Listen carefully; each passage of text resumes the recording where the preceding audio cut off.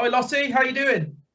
Hey, I'm good. How are you? Yeah, I'm all good, thanks. So another episode of the Diving Deep podcast, and we've got Lottie on today. So I really appreciate you coming on. Firstly, No worries at all. It's a pleasure.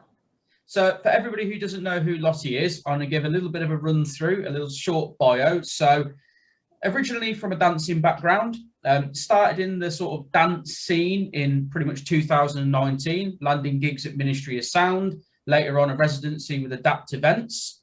Her first release, ON661, I hope I've got that right, as well as a collaboration track out on LSA Records.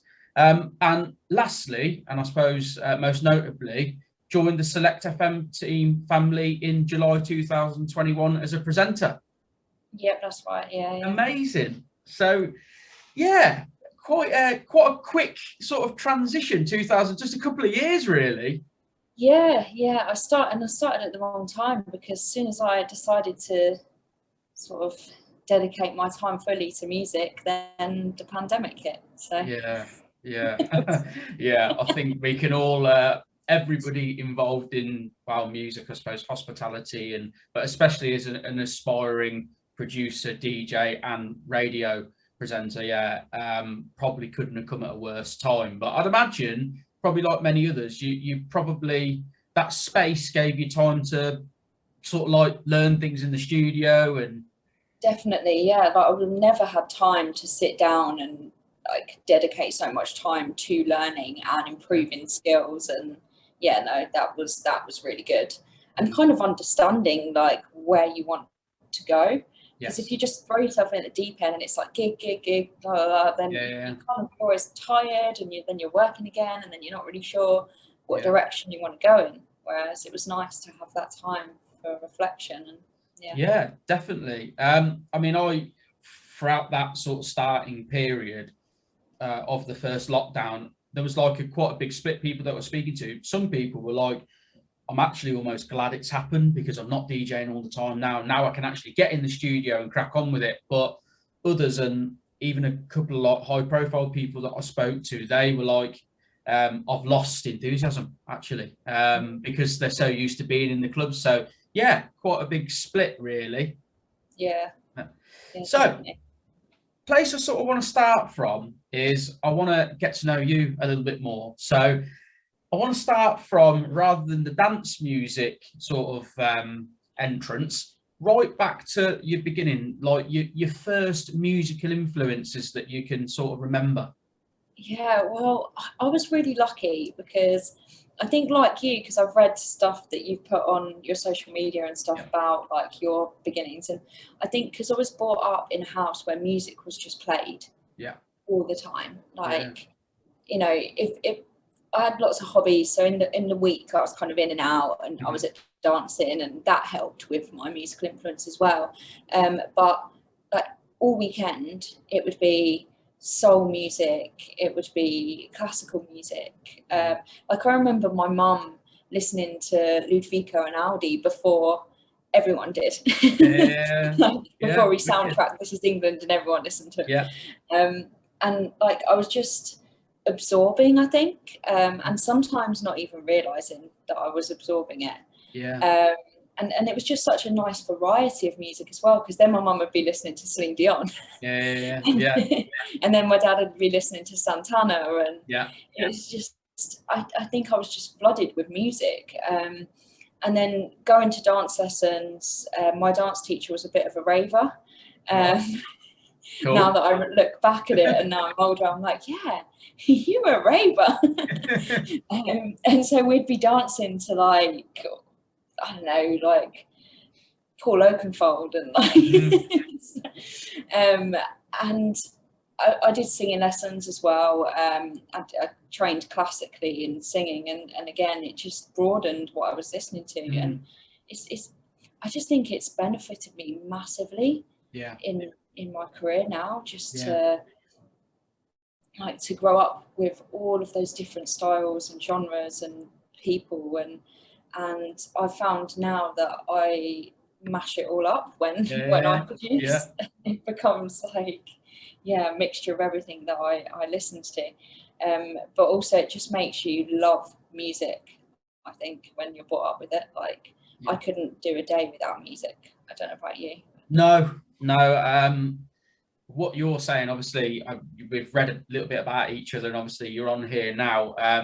It resonates with me so much, because I think when you grow up in that sort of household, you end up becoming like a true music lover. And there's no real way to like find your way through music. It's all very subjective, obviously, but there's a lot of people I know that they just sort of listen to one sort of music and they DJ and stuff like that. Whereas I think if you're a music lover and you like lots of different stuff and you've grown up in it and it's quite eclectic, I think that can be a massive benefit, like you're saying, to making music, to, you know, just the whole spectrum. Yeah, exactly. And I remember a music teacher that I had an incredible music teacher at my secondary school. He was just like, I don't think they come around as good as him that often. And he basically said to us, he was like, you're literally not allowed to say that you don't like a certain type of music, because he was like, I can guarantee you I can connect that type of music to the type of music you say you love. So he's like, if you only listen to rock music but you say you hate blues, he's like, that's nonsense. Like, it came from blues. You're 100% right. I mean, when obviously I know you produce music as well. When you start producing music, I don't know about you, but when I'm listening to music, try my hardest not to listen to it from a production standpoint, but it's so hard. And even when I'm listening to stuff on the radio, there's so many comparisons in all sorts of music to what we do. Like, I sit there and I listen and I'm like, oh yeah, you know, you start hearing the individual sounds and you hear the drum fills and stuff like that, and you're like, it's all the same. It's actually all the same. It's exactly what we do in dance music. I appreciate it's different sounds and stuff like that, but like, it's all the same, really. You know, the whole arrangements of how they do things. So it's really fascinating, actually, when you sometimes you listen to a song and you're like, hang on a minute, that's like exactly the same chords as this other song from the 70s, and then you're like, but there's 88 keys on the piano. Like, there's only so many that you can notes you can play. So I want to talk a little bit about your sort of like your entrance to dance music. I don't want to say house music, because sometimes it isn't always that at the start for people. So how did that all come about? How did you get into that sort of area? I think so, like I was saying, my dance teacher being a bit of a raver, and so from the age of like 6 or 7, I was listening to that kind of music at my dance lessons. And so I think, again, subconsciously it like embedded itself into me. And then as I got a bit older and I started to go out, I just realised the power of it, I think. But it wasn't really until I lived in Leeds in sort of 2012-13 that I really started to go out what I would consider like properly. Like, I wasn't just going down to the local club in my hometown.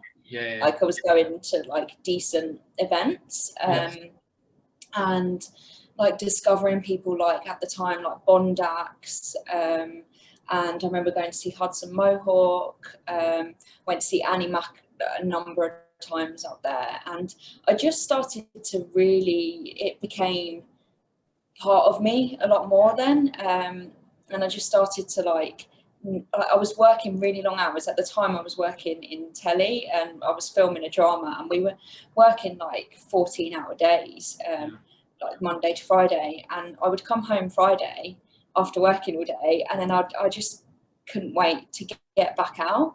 And Leeds is it's an insanely infectious city.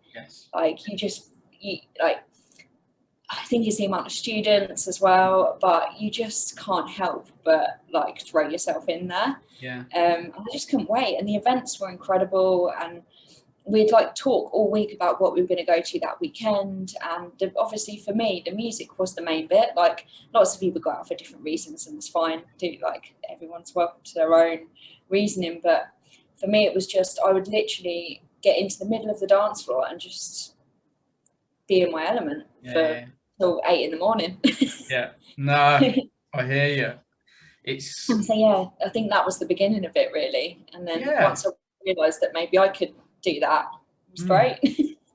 Yeah, so like, yeah, a lot of people start off as like a raver as such before, and so from that experience, that's where the thought of, right, actually, like you say, I could do that, and that's basically where it come from you. I'm assuming. Yeah, so the idea was sparked off then, but like I said, I was working long hours, and like it kind of stayed just a passion for quite a few years. And then it wasn't until I started working on the audio side of TV, and I was working with a girl whose husband does sort of big sound systems for festivals, and like he's got a company doing all of that, and he was a drum and bass DJ, and she was just sort of exposing me to more of the inside information from those kind of circles, and I was like, oh, so like I could actually do this. And then I just took lessons, because I kind of could fumble my way through, but I was like, I want to learn this, I want to do this properly. And I took some lessons at the London Sound Academy just to scratch up or get a bit better at using CDJs and things like that. I was literally using, like, I had an app at first on my iPad. I just had this app, and I was like just throwing tracks together. And so I went and did that, and then it just went from there, really. And through them, I got a couple of good gigs, and got in touch with a couple of people that then went on to form Adapt. So yeah, it was a moment of realization, and then I literally decided that I'm very lucky. I have a very supportive partner who was like, if this is what you want to do, then you put everything into it and go do it. And so I did, and then lockdown happened. Yeah. I mean, it's a wicked journey. Like when I hear you saying about, you know, obviously having that thought, like, right, do you know what, I think I could do this. You know, obviously that's happened to just about everybody that gets into it properly, not just messes about with it. What is amazing these days is with the technology, and like you say, you can go and get lessons, and you can actually learn properly from the start. I mean, I'll be honest, when I first started on vinyl years back, it was a joke. It was just like, I mean, it was like a couple of your mates would come round. Nobody could actually DJ. Nobody could beat match records. And you'd be like, oh, mate, it'd be like, you'd be making a mixtape or something like that. And you'd just be fumbling your way through it. And most people at that point, either they fell into two camps, either they had the perseverance to want to practice and get better, or they were just like, do you know what, this is just too hard. It's just this, and they just give up. Or you'd make a mixtape and you'd think you've done really well, and you'd listen back to it, and it'd be like a car crash after car crash after car crash, and it was just a different situation. But now, the fact that you can go and see somebody and they can actually say, right, this is how you do it, this is the things you need to work on, I actually think it's amazing, you know, because it opens it up to so many more people. Whereas before, it was like, this is just too difficult for a lot of people, and they just don't want to stick it out. And I think it sadly weeded a lot of people out, which, you know. I think as well, like, what was nice, so you saying about you starting off with on vinyl. Like, I had played around on some vinyl years back, like at a mate's house. But I think what was really nice about learning at London Sound Academy, I'm sure loads of them do it as well, but they insist on you doing it. Part of the course is vinyl. It's so important to understand how it began. Like, it wasn't always a computer screen, like it wasn't always a CDJ, and you've got to understand how it works. I think otherwise people can rely on looking at a grid, and it's kind of a dangerous game. It is, and that, like you say, the top and bottom of it is that by getting involved with vinyl, it teaches you how to use your ears, not your eyes, and, you know, the feel of everything. And, you know, I mean, I still love vinyl, I've got to say. I mean, don't get me wrong, you know, in my early 20s and that, you know, as everybody will say, like, carrying those record boxes around and record bags, no. I mean, it was just, I mean, sometimes you get that drunk at the gigs and that, I'd wake up the next day and I'd think, where's my record boxes? You know, like, are they even here? You know, which, you know, you can leave your USBs in place, that, but it's a bit harder. But no, I would say today, from a DJing perspective, the equipment and everything is tenfold better, you know. But having the ability to actually just use your ears to do it, I think, like you say, is an absolute, it's a necessity. Yeah, you don't know when you're going to turn up to a gig and the screen on the CDJ is smashed as smithereens. Yeah. Like, you just don't know, and it's so important, because you could easily pick up all of these skills on a CDJ or on a laptop or controller and just rely on that, and then you turn up somewhere and you'd be screwed. Yeah. So what, if you can, how would you describe your sort of vibe as a DJ and a producer, your sort of sound, if you can? Okay, so the way I try and describe it is, it's such a silly, it sounds silly, but I always say it's about the feels. Like, if I don't feel it, I won't play it. Like, if it doesn't make me feel something, I won't play it. Like, at first, when I learned to mix, I was playing a lot of tech house. Don't get me wrong, I'd still like it. And there's some really good tech house, but then I wanted more. I was like, I want to, like, I need to feel, and I was like, what do I listen to? Like, what do I listen to?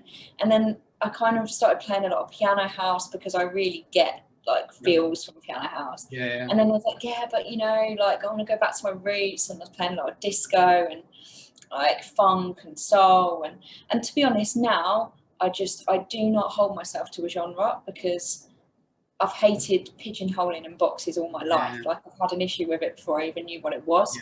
And so I always go with saying it's about the feels. Like, if I feel it, I'll play it. Right. And now both of my shows on Select, they'll go, one half will always be like feel goodness, I call it. So it'll always be more upbeat, it'll be house music, it'll be disco, it'll be like your stuff.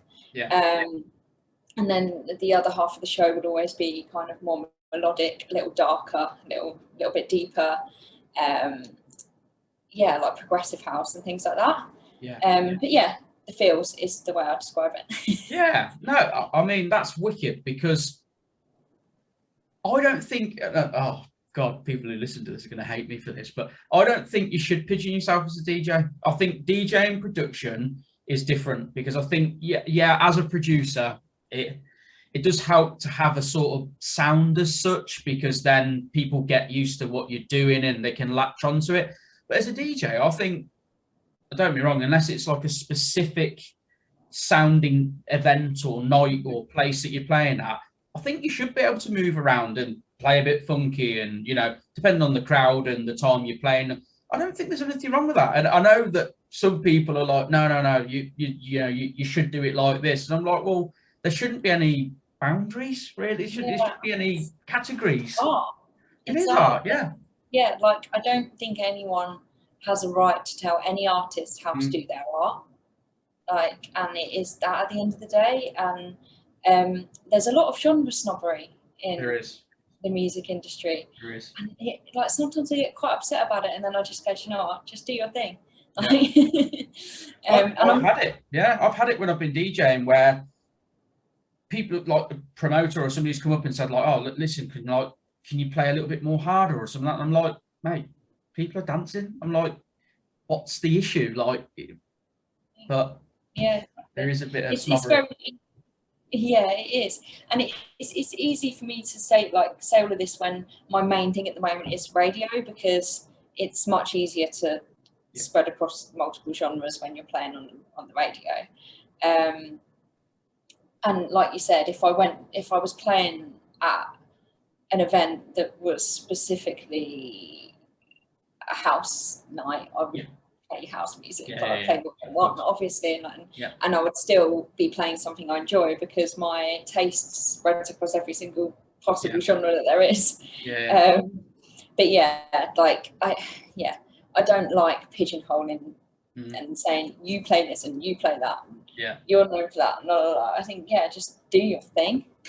Yeah, I remember back in the day when I was buying vinyl prior to CDJs and stuff like that.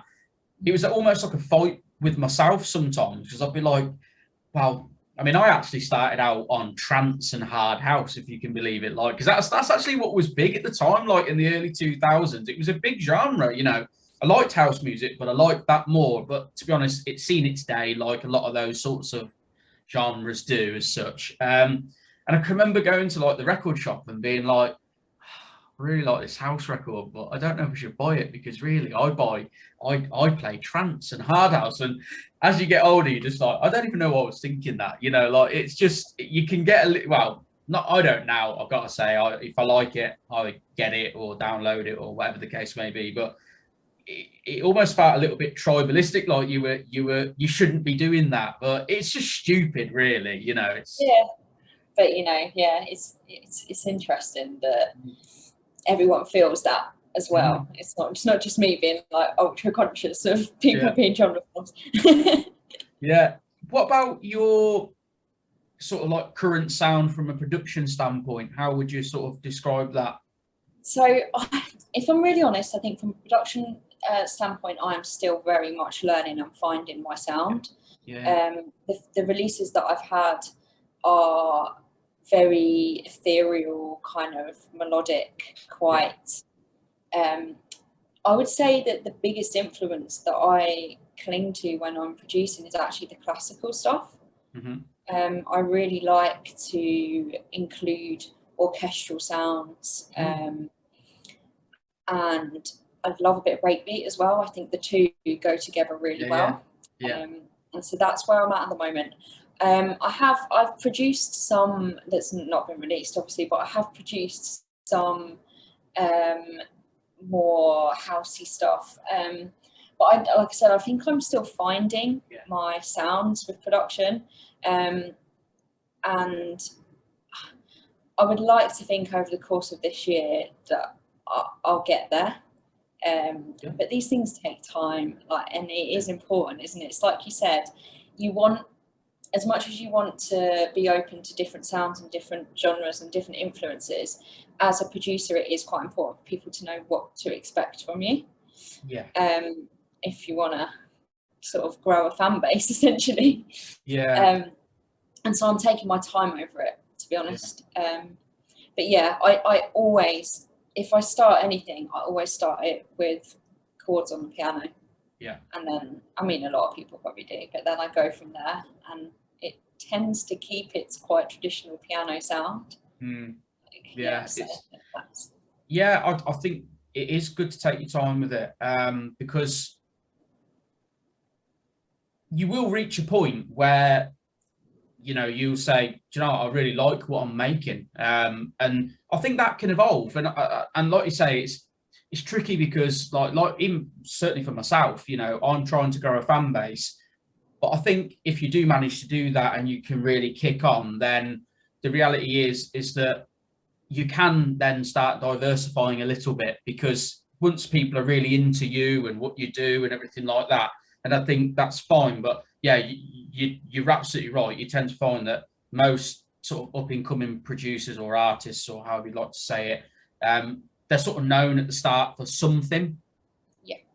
And I think it's like anything. When you go into something, you've got to be sure in your own head what you represent, because if you can't sell it to yourself, you can't sell it to anyone. And that's where I'm at. I'm still trying to figure out what do I want people to expect from my track. Like I said, over the course of this year, I hope that I'll get some more time to focus on that kind of thing. Things have gone next level with, like, when I first started out, the thought of doing radio and talking on the radio, I was like, no way, I'm not doing that. And then I started, and now it's literally my main focus at the moment, if I'm honest. It's the thing that's really doing it for me at the moment, is sharing people's music and helping other people discover music. So yeah. Leads me on perfectly, actually. So how did radio come about for you? It literally, so what the first taste of radio I had was I was doing these events with Adapt, and they started a show on a Friday night on a radio station that was brand new at the time called Soundgarden Radio. It's based in Maidstone, and I did a few shows on there. My first one was horrific. Like, I forgot how to mix. I literally, I didn't want to talk. Yeah. Like, I was Just terrified. Yeah, it was awful. Yeah. In fact, I wish I had a recording of it, which we don't, because I'd love to look back and be like, whoa. But then I did a few more and I got a little bit more comfortable. And then we were in lockdown and I was just like, I'd been listening to Select for a long time. Like, I could put Select on and I could listen to it all day because it had such a variety and it was good DJs, and I was like, do I just apply? And I did all this, like, I googled, I was like, how do you do a radio reel? Because I had no recordings from the other radio station. It was brand new, they weren't recording anything at that point. And I just made a reel and sent it off, and I was shocked when they were like, yeah, like, you can have a slot. And then even more shocked when they gave me like a breakfast show slot, and I was like, what? What's going on here? But yeah, that's how it came about, and I absolutely love it. It's brilliant. Yeah. Like, I want to be the next Annie Mac. No, I'm joking. No, but she has been like, I think listening to Annie Mac a lot as well, I realize that you can, like, that can be a career. Like, you can do that. So it's amazing. I mean, I've been following Select for quite some time, and I've been lucky that they've supported an amount of my music and everything like that, and it's great to see the direction it's now going in, because now it's FM now, isn't it? In London, which is amazing.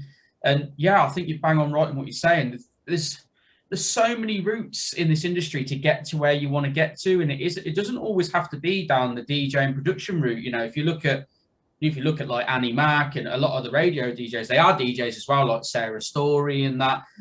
But they're building their brand and their fan base primarily through their radio shows, which is amazing, because you're supporting other people's music and you're finding up and coming artists and you're finding gems that, you know, without radio tastemakers, it's almost impossible for artists to grow, I think.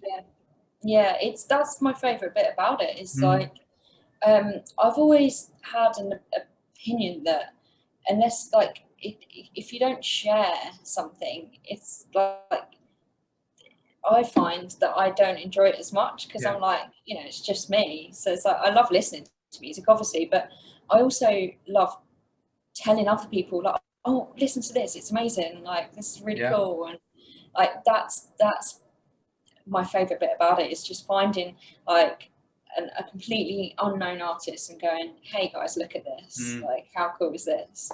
And I focus quite a lot on like talking about the artists, and like, some DJs, again, like, it's totally down to the person how they want to do their show, and some shows it will be very much, you know, play, little bit of chat, whereas I just like to go full on, like, talk about the tracks, talk about the artists, and give people nuggets of information, because like that makes it for me. I enjoy doing. I think, now I'm just being honest, I think that the style you're talking about is better, because I can speak about it from like an artist perspective and just a listener. When you're listening to a radio show, certainly if you're into that music, you want to know what it is, you want to know who they are, you know, you want to know that information, because you probably want to go and download it, or you think, I like that, I'd like to know more about that artist, and you might find some of their back catalogue and stuff like that. From an artist's perspective, if you're playing like my music, I want you to say something, not just like, because I've had that so many times on, you know, on radio, where they play it and I'm like, oh, really wish like they'd have said something, you know. But so Yeah. yeah, I think what you're doing is bang on. Yeah, because like I don't want people to have to use Shazam. Yeah. Like Yeah. if people had to use Shazam the whole way through my show, I think I'd be like, well, I'm not doing my job that I want to do here. Yeah. Yeah, makes sense. So what's sort of like, what's the dream for you? If you don't, you know, if there is one, you might already be living it. I don't know. But like, have you got any aspirations as to where I mean, you're doing amazing, where you'd like to sort of take this in the future? So yeah, I think kind of on what I was just sort of saying, like the radio thing has taken over my very unexpectedly taken over at the moment in my mind as to where I want to go. Like I thoroughly enjoy, like I started off with one show and I went up to 2 shows, and I was worried at the time because I spend a lot of time prepping my shows. Like I can sometimes spend an entire day prepping 1 2-hour show. And I was like, this is going to consume all of my time. Am I really ready for this? But it actually has just solidified how much I really want to do this. I enjoy producing the shows, like, because that's actually something that you get to do at Select, that if you jump straight into one of the big boys like Radio 1 or something, you would have a producer helping you do that. But actually like developing the skills to do that yourself, surely at some point I'm going to find that really useful. Definitely. And I really enjoy it, and I've just realized, like, I think, don't get me wrong, I love production. I'm not going to stop doing it. And I love DJing out in clubs, but as I've got a bit older, I enjoy that a little less.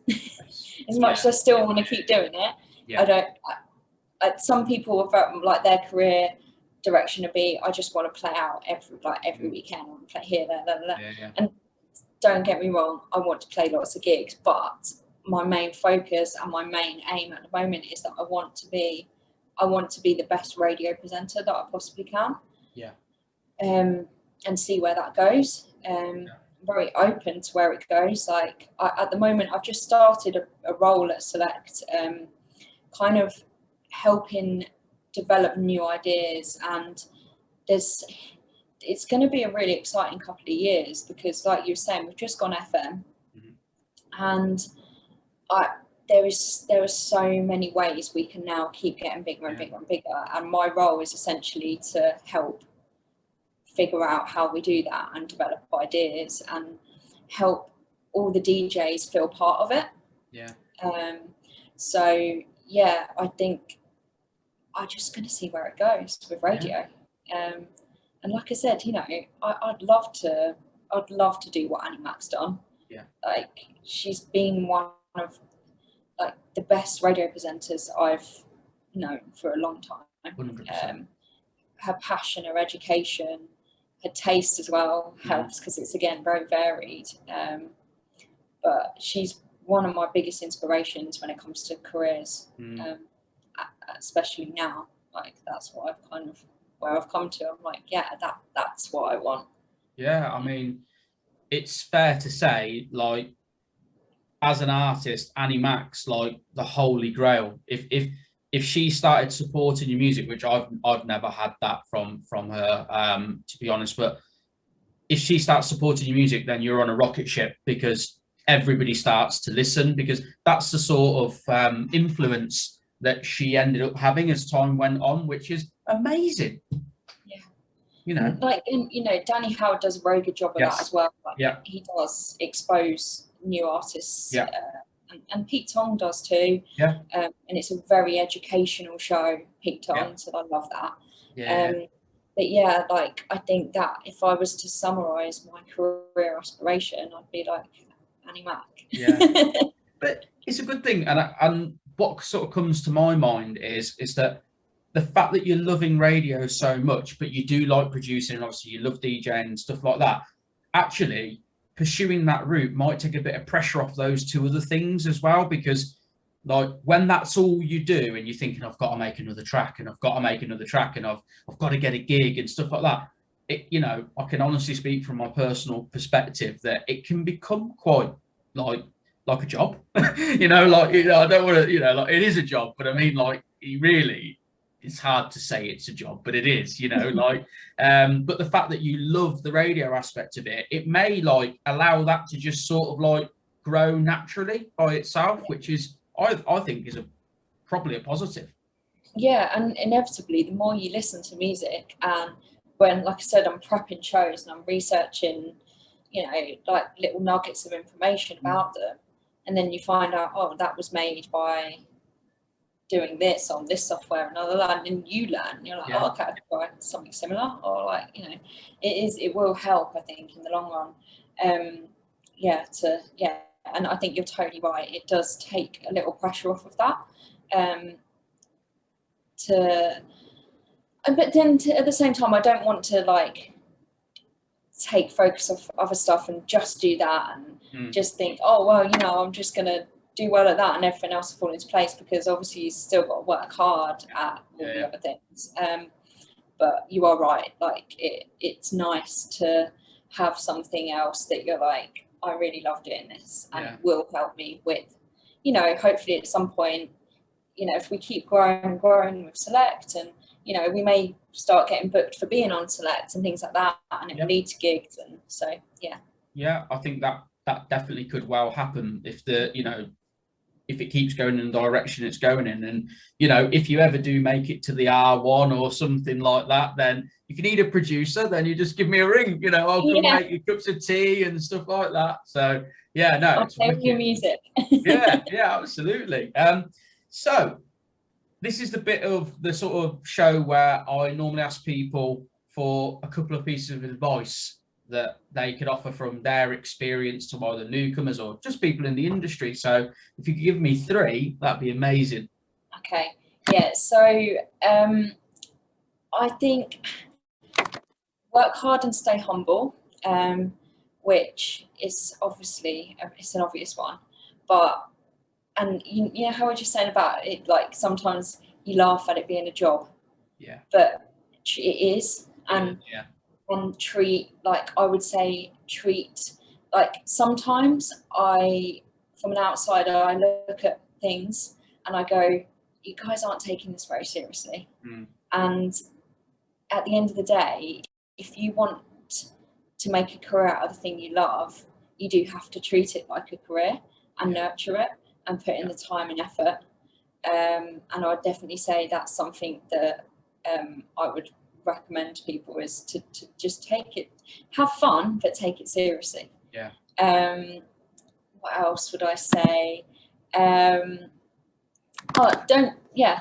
to the pigeonholing, don't let other people tell you what you should be doing. Like, just do you. Like, do what feels right. There is no right and wrong, because as we're saying, it's an art. There's no wrong. Just do you. Like, okay, maybe when it comes to mastering. But,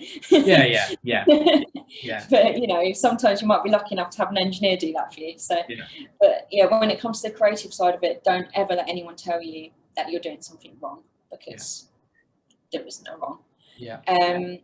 What else would I say?